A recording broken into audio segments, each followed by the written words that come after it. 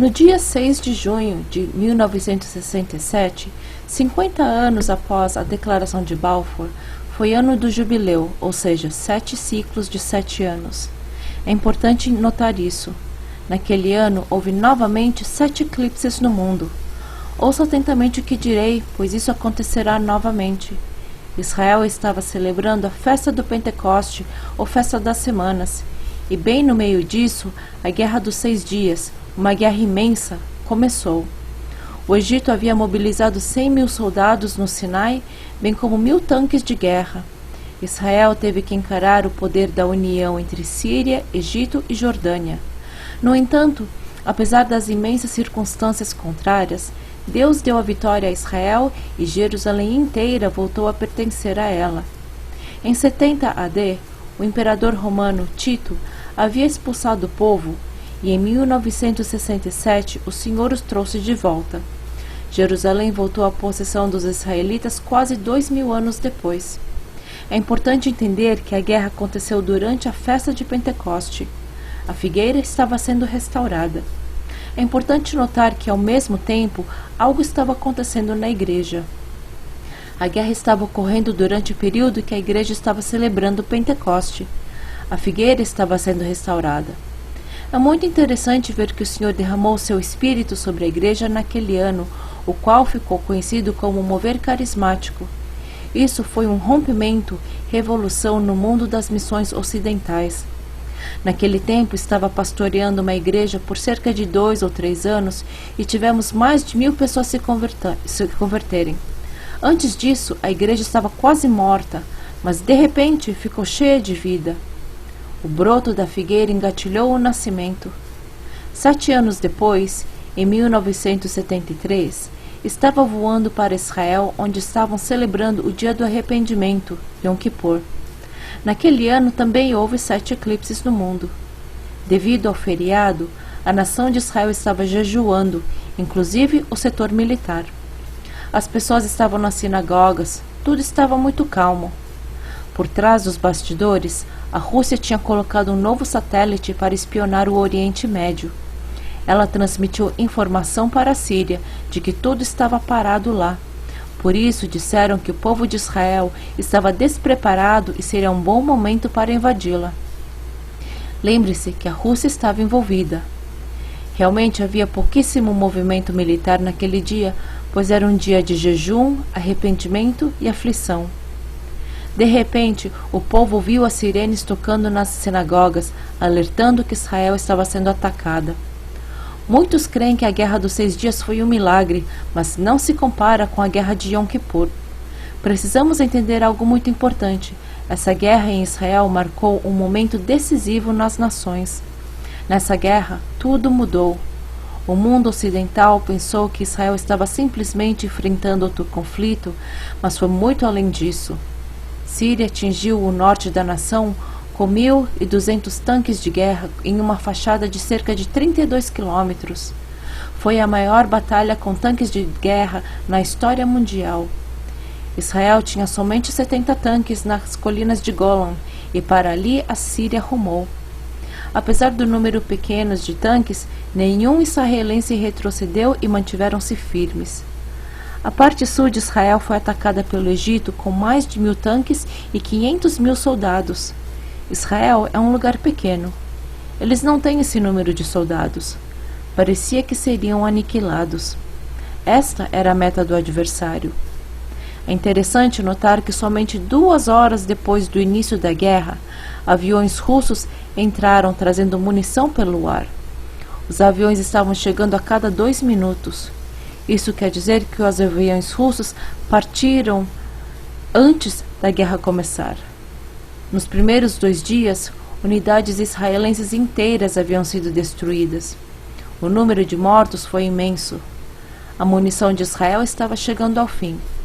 Os aviões americanos começaram a chegar somente no 10º dia. A demora foi causada pela Grã-Bretanha, pois não permitiram que os meios de transporte americanos reabastecessem lá. Eles ainda terão que prestar contas por isso. Portugal finalmente abriu os Açores e aviões americanos repletos de munição vieram um atrás do outro por 6 dias. Israel estava usando Centurião, tanques de guerra britânicos, e necessitavam de mais munição e partes. Tudo isso foi documentado, não estou inventando isso. A munição foi comprada e foi colocada em navios israelenses em portos britânicos. Quando a guerra começou, a Grã-Bretanha não permitiu que saíssem do porto. Eles apreenderam a mercadoria. Ao mesmo tempo, ela passou armas para o Kuwait, os quais foram passados para o Egito. Essa foi a primeira vez que fiquei envergonhado de ter nascido na Inglaterra. A igreja na Inglaterra precisa se arrepender por isso. Uma das maldições que está sobre ela foi causada por aquilo que fizeram contra Israel nessa guerra. Se você está ouvindo isso na Inglaterra, ouça atentamente. É necessário um tempo sério de arrependimento por isso. Sei que vocês estão lidando com toda a situação do Brexit, mas tem que lidar com isso também. Todos acham que o Conselho Mundial de Igrejas, CMI, é algo maravilhoso. Eles enviaram 4 milhões para as nações árabes. Acredita? Posicionaram-se contra Israel. Sabia que isso acontecerá novamente? Ouça atentamente. A Cruz Vermelha se recusou a cuidar dos soldados israelenses, pois recusaram reconhecer Israel como uma nação legítima. A situação foi terrível. No dia do Natal, o administrador no sepulcro do jardim em Jerusalém, Coronel Dobbie, convocou os cristãos para orar por Israel. No terceiro dia ele teve uma visão de nuvens vindo do céu removendo a nação da Jordânia. Disse que a visão foi profunda e clara. Assim começaram a orar para que a Jordânia ficasse tão confusa que não participaria da guerra.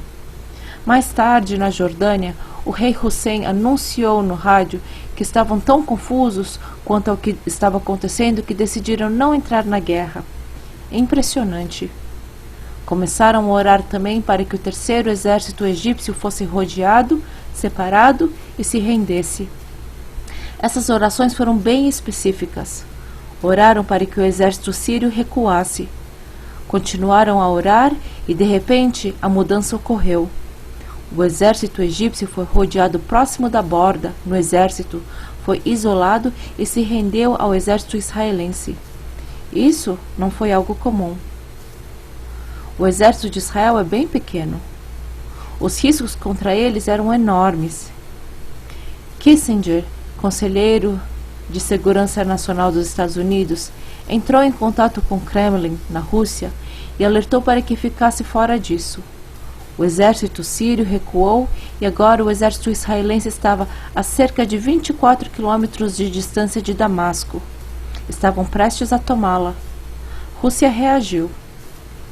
Preste atenção nisso, pois acontecerá novamente. Brezhnev, líder russo, reagiu e, segundo o relato histórico, enviou um telegrama ao presidente americano Nixon, dizendo, aspas, a União Soviética decidiu agir de forma unilateral para lidar com o problema israelense. Fecha aspas. Isso quis dizer que a Rússia invadiria Israel ou usaria armas nucleares. Ao mesmo tempo, em um lugar distante, em uma escola bíblica no país de Gales, Samuel Howells, filho de Rhys Howells, recebeu tremendo peso de intercessão. O Senhor veio e disse, o inimigo está tentando precipitar o Armagedon, você deve orar. Começaram a orar dia e noite, dia e noite, dia e noite. Ao mesmo tempo, navios russos haviam chegado com mísseis a um porto em Alexandria, no Egito, o qual distava a poucos quilômetros de distância de Israel. As tropas russas estavam em todos os aeroportos, isto é, eles estavam prontos para invadir. O maior exército transportado de modo aéreo em toda a história mundial estava sendo preparado. O presidente Nixon convocou todas as tropas americanas em todo o mundo para estarem em alerta. Ele colocou 2 milhões de tropas espalhadas pelo mundo em estado de espera. Isso deixou de ser um conflito entre Israel e árabes. A tensão em Israel era gigantesca.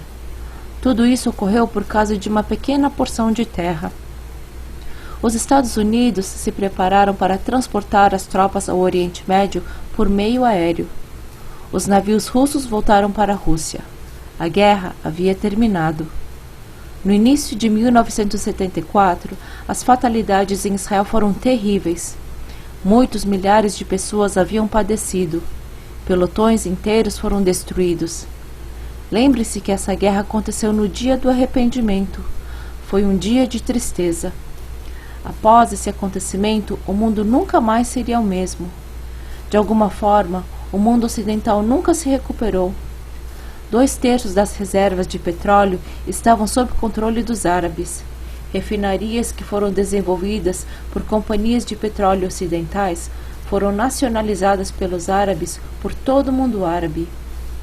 Há alguns líderes árabes que controlam o fornecimento do petróleo ao mundo ocidental, Japão, Rússia, etc. Eles diminuíram a produção de um dia para o outro. Eles não supriram petróleo para qualquer país que estivesse em bons termos com Israel. Talvez você se lembre da escassez de petróleo durante aquele tempo. O preço por barril subiu de $1 para 17. Essa inflação foi terrível no Japão, onde subiu 24% de uma noite para outra. Na Itália, subiu 25%, na Grã-Bretanha 18% e na França 16%. A erosão do alicerce econômico do mundo ocidental começou. Até hoje, o mundo nunca se recuperou disso. Israel sobreviveu apesar de todos os obstáculos, no entanto, lamentou os mortos por muitos anos. É interessante. A guerra aconteceu no dia do arrependimento. O mover carismático tem sido maravilhoso, mas o dia do arrependimento estava por vir na igreja. A partir desse momento, pode-se rastrear o declínio desse mover. A figueira entrou em declínio e assim aconteceu com a igreja.